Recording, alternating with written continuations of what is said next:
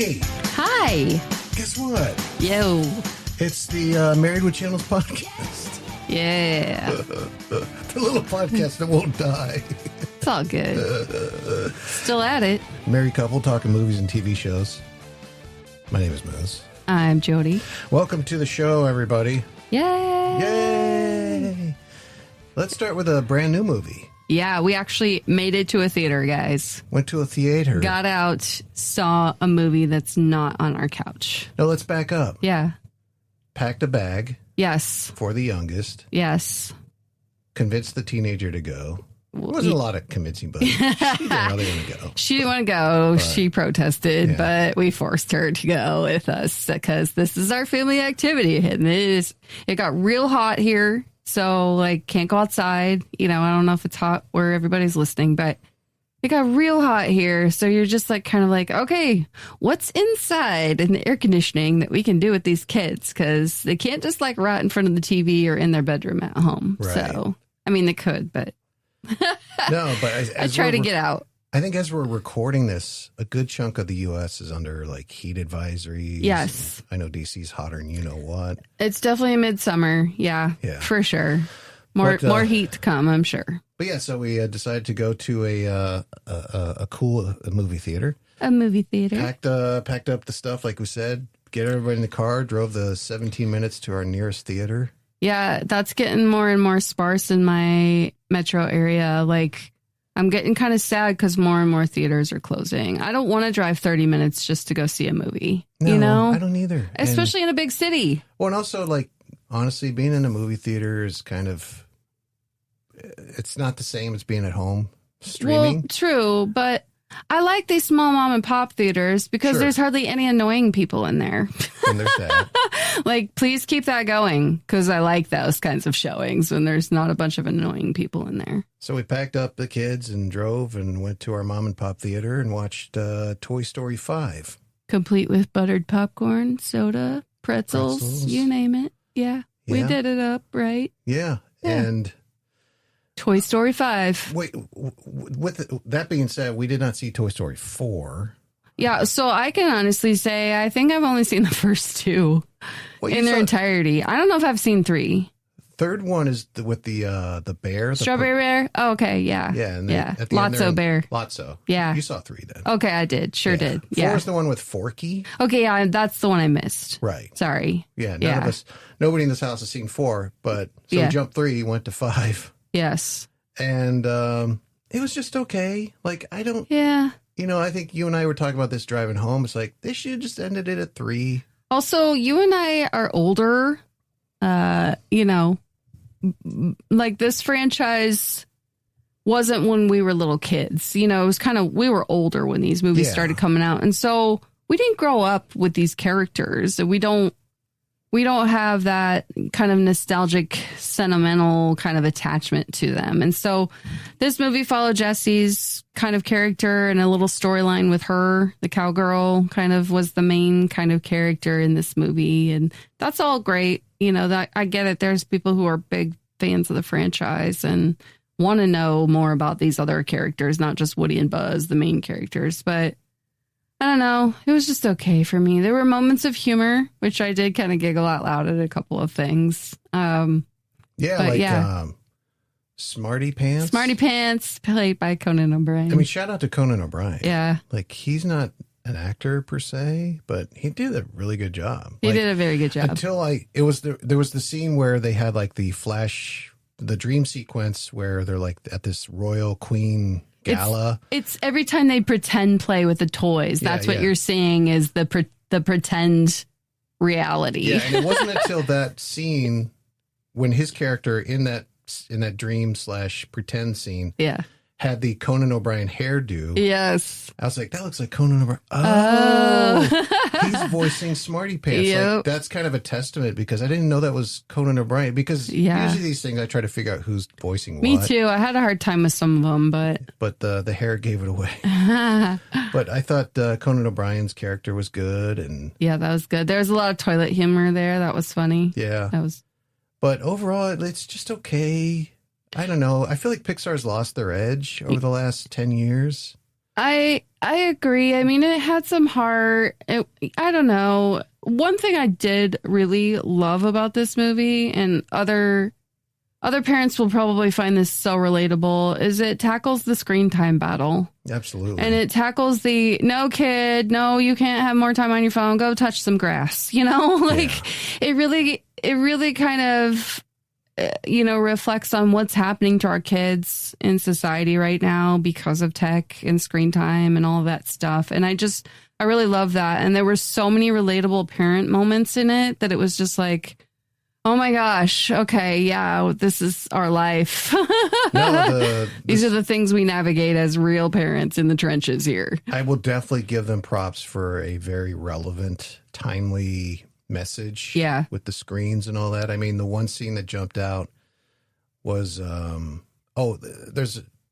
there's a whole bunch of Buzz Lightyears, and they're running through this house, and there's literally 50, maybe 100 of them, just busting through a house, and nobody notices them in this house because they're all on their screens, and the not so subtle message was not lost, and very timely and appreciated too. Well, and just like the social pressures of like, well, do we give our kids this technology? Well, everybody else is, so you kind of have to, and they're kind of left out if they aren't on the, device playing games together. And then like, that's a whole another avenue of social skills. There's no tone in texting or chat room things. And, people can be just as mean, if not worse, on those devices than they are in real life. People say things to you that they'd never say to your face. Absolutely. They have the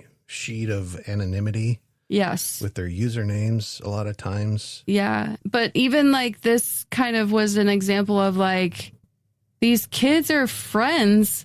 They see each other at dance class was this example, but like, our kids, they see each other at school, but they don't like go out and do things together. They just get online together, and that's how they socialize. And it's just it's so different than how we grew up. And so we're trying to force kids like, no, go make friends, go be social, go do stuff together, go be out in the world, go touch grass, go play, have imagination. It's trying to navigate that and find the balance as a parent between, well, this is the way the world is and how socially people are, and also hanging on to all the good stuff that kids need and the actual in-person socialization. Yes. No, and it's tough because, like you said, there's just the times are what the times are. Yeah. This is the way. Yeah. But at the same time, I think science backs it up. Like, you need to be with people. You need to socialize. Absolutely. We're humans and we're wired that way. We also need fresh air and sunlight. We need to get outside and just be in nature. It's so good for people's mental health. If you sit there and spend all your time on a screen, it's nothing but feeling bad. Really. Yeah. Truly. Well, and we are doing that to our kids too. And that's sad, but it's like, that's the way of the world now. And it's unfortunate. I think I'm maybe a little bit more traditional, and like, I want kids to use their imagination. I want them to play with actual toys. I want them to be in nature and outside and discover things. I mean, there's so much learning done through all of that creative play, just exploring outside. It's just so sad if that is all lost to an entire generation and wants to come beyond, I think what they didn't touch on with the screens, and they did a good job of like, screens aren't the only thing in the world, was kind of the dangers of screens, And I get the girl was on like a leapfrog, lily pad, whatever type of kind of, it's got its own atmosphere. Yeah, ecosystem. Like, it's just very small, kind of controlled network. Kind of like how when we started introducing things like that, it wasn't a full-on iPad and here's the internet and here you go, kid, and here's Instagram. It was like, okay, you get this little, device, and you can only add your 2 friends that that are on this device too, I feel like family or whatever. But I feel like they could have at least touched on a little bit of the danger of the screens. And I'm not saying they need to have some like hey, kid, I'm a 8-year-old girl too, type of thing. Yeah, that takes a little dark turn for Pixar there. Yeah. Back to the movie, it was fine. Yeah. But it's just like 1 and 2 and 3, like, I don't want to say magical, but they were a ride. Like there's a lot of quick, sharp, witty stuff. Yeah. Relatable stuff. I didn't get a lot of that here, other than obviously the parental screen thing. But, yeah. It was. I think too, what was missing for me is that humor from that supporting cast. You got such a great array of toys there that used to kind of have those quips and chime in on almost every scene and were involved. But now you just kind of see them in these meetings and gatherings, and that's it. And that you didn't have a lot of Woody, right? Compared to other, and not only even a lot of Buzz, and maybe that's intentional.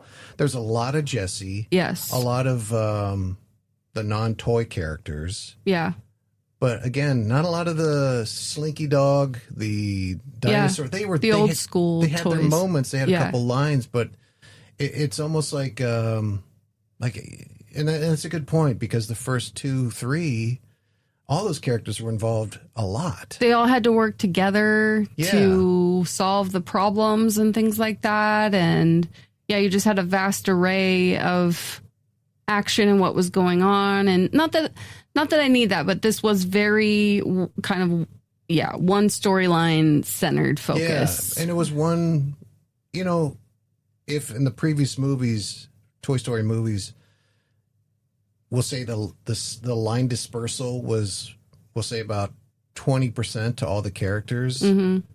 This one, it was more like 70%, mm-hmm. And the side characters got like 5%, if that. Sure. And I don't know. And that could be just a testament to where Pixar is as far as their creative direction and, what they're green lighting for scripts and all that, because I feel like this one, they kind of fell short. Yeah. This just seemed like any other kind of animated movie thing. It didn't have that Pixar special vibe. And, like we said, we hardly heard from Mr. Potato Head, and they always had some good lines, and their voices were so distinct. And I get a few of them have passed away, but I don't know. I mean, everybody was cast in this, though. Every one of those characters had a actor with voice given to them. So but I think they just could have done more. Like, I feel like the other movies were about teamwork and kind of friends, and this is what we help each other out and we look after each other, and there's kind of that here.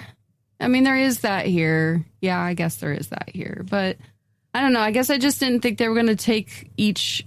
And maybe this is the direction of the franchise. I don't know. But I didn't think they were going to take each character and just kind of make a movie just about that person now. You know what I mean? It's almost like you get their origin story. They're going through something too. And, this is just kind of all about them, Yeah, this almost felt like an the origin Jesse story movie. An origin story for Jesse wrapped around a message about screens. Yeah. Like you could have called this Toy Story : Jesse. Yeah, kind of. Yeah. Kind of like the X-Men Wolverine. And look, maybe fans were really clamoring for that. She is a beloved character, like I said, but we didn't really quite grow up with these characters. I mean, we watched Toy Story. They're great, funny movies. I've watched them with my kids several times. They still hold up, kind of funny for me. Yeah.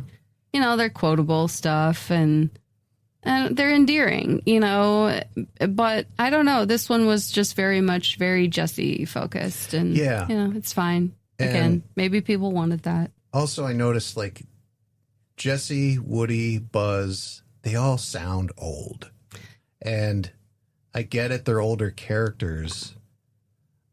Yeah, they're supposed to be very old toys. They're very vintage toys. They're not even like from when we were kids toys. These are toys that have been passed down for maybe like 3-4 generations by now, because they've shown owners and pictures throughout eras, and you can kind of identify when those eras were, based on kind of the look of the photographs of the kids and what they're wearing, what the hair looks like, things like that, and how many owners they've been through. So, these toys might be from like the 50s, 60s, maybe. Yeah, if I'm kind of guessing, because that is kind of when the, cowboys and, people watched Roy Rogers on black and white TV and stuff. And so I think they are very vintage toys. They're very, very old. No, I get that. But keep in mind, when the first movie came out, they were vintage toys then too. And True. I think it's probably more just like, as a voice actor, it's just something I notice that's probably nobody else notices that's really even all that relevant to the story in the show. I believe the first movie came out in 1989, I think. It was like 97? What? Yeah, it wasn't 89. What? It wasn't that old. Oh, I'm going to IMDb it now. Here she goes. You sure about that? It's not 1989. Okay. Okay, you're right.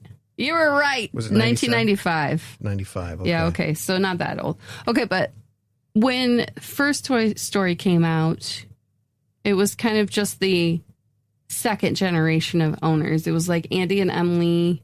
Andy was Woody's owner and Emily was Jesse's owner. And so, okay, spoiler alert. Like in this movie, Toy Story 5, they show Jesse goes back to Emily's place and finds kind of the time capsule. Right. And it's Emily as a grown-up with her daughter. Right. And so,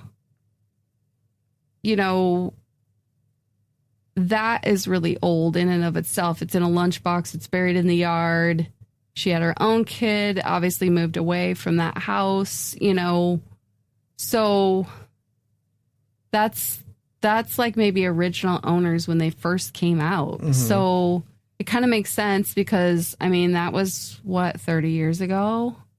So they would be 30 years even older than that. They might have gone through 3 other generations of kids, that maybe they played with this item till they were like 10 and then it went in a box or something.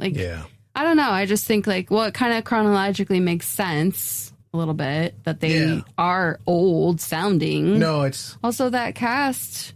That's what I mean. It's like, it almost feels like a moot point bringing it up. Like when I first heard it, I was like, oh, they sound old. But then as the movie went on, I'm like, oh yeah, they're old toys. I guess, sure. Why not? Yeah. And I don't know. How old's Tom Hanks? Born in 56. What does that make him? Pushing 70.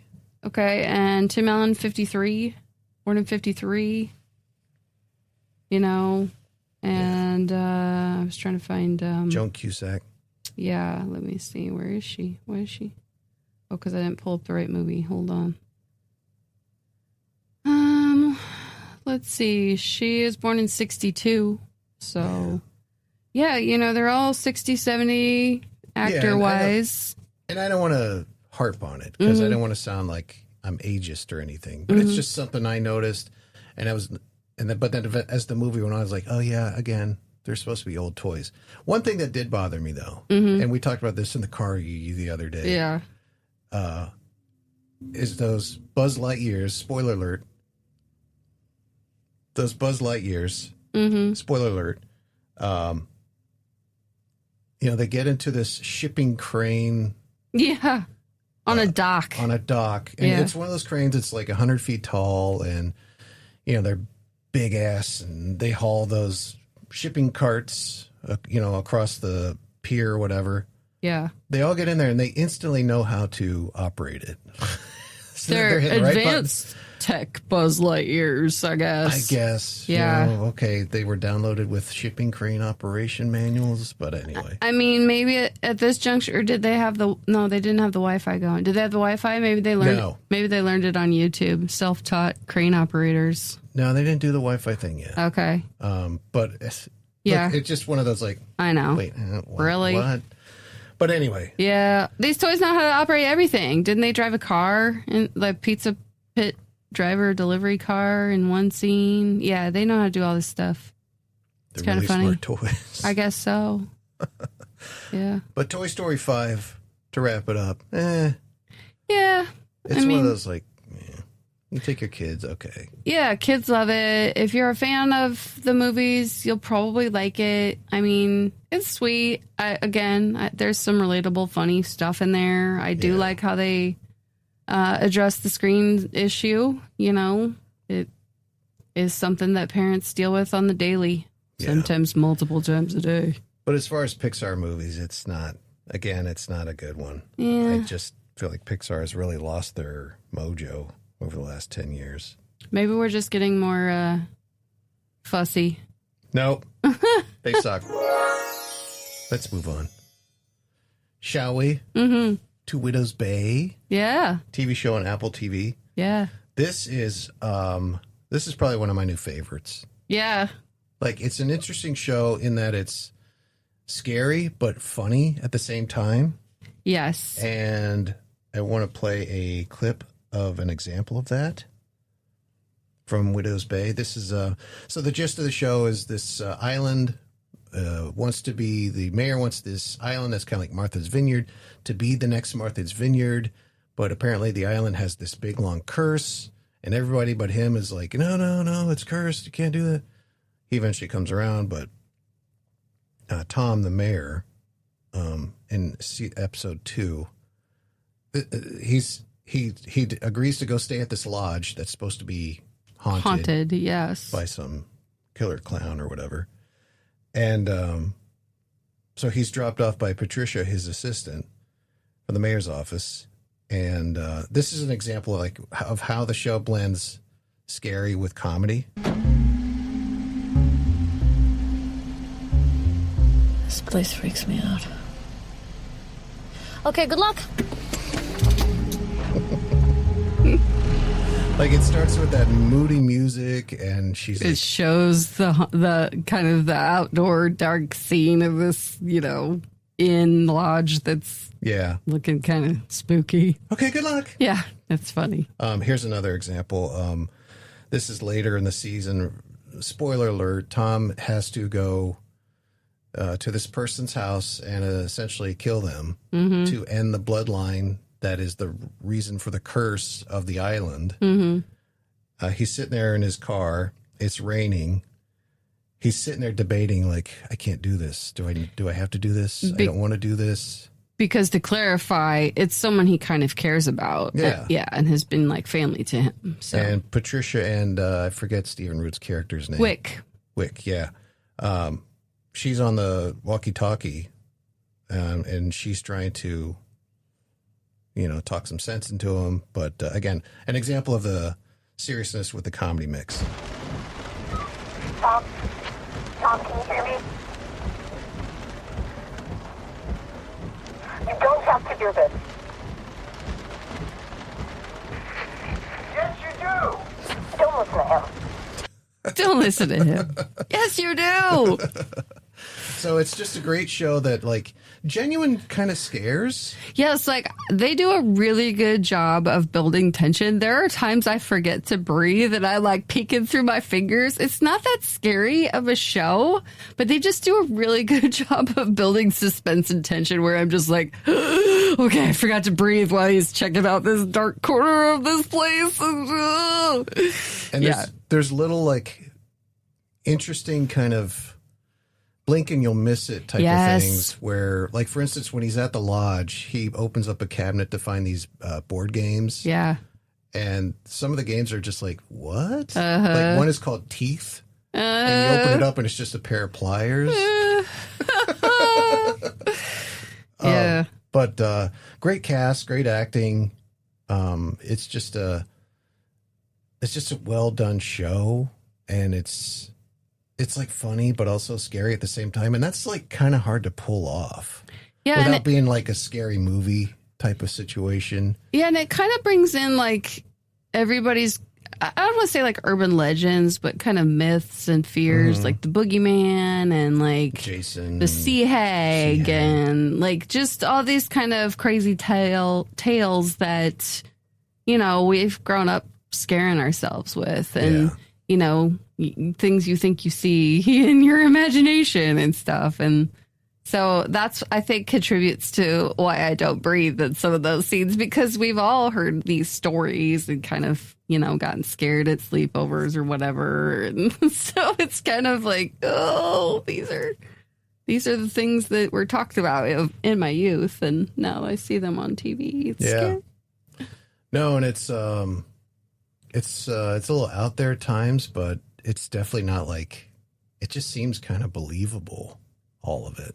It's great character stuff too, like these are Tom and his kid and that, and just Patricia's quirkiness, and then what's the one lady that Rosemary? Yeah, she cracks me up. Like, oh yeah, where she's going through like the family tree on the cursed bloodline. Oh, that was hilarious. Yeah. Yeah, there's moments there where it's a serious, like she's doing this overhead projector of a lineage of this family that has cursed the island. She's done her homework for sure. And occasionally she'll throw out some word, and Patricia like, that's offensive. You can't use that word. Yeah.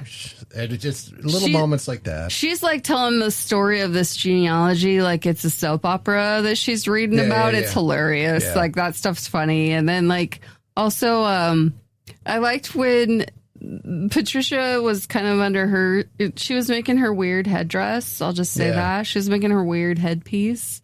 And Rosemary was like, I had some doubts. She's like, you had doubts? No, it's a good show. It really is. And I think if you don't have Apple TV, next time you buy an iPad and you get the 3-month free subscription, you should definitely check out Widow's Bay, or even subscribe to it for a month and rail through them all. Yeah, and I'm a big Matthew Rhys fan. He's talented in so many ways. And I saw a little interview with him. He does some impressions too. Oh, really? Like he did Pacino. He did. Who else did he do? But yeah, he's a good actor. I mean, we remember him from The Americans. Yeah. There's a show with Claire Danes that we started but didn't finish. And Perry Mason. Which still bummed that's gone. But Matthew Rhys is great. Yeah. Mr. Kerry Russell. Yeah. But Widow's Bay, definitely go check it out, right? Yeah. Hell yeah. Toy Story 5. Widow's Bay, definitely. Yeah. Mary, what's on this podcast? Make sure you give us a good review. Share. Tell your friends. Absolutely. Until next time. My name is Moose. And I'm Jody. We'll see you. Bye.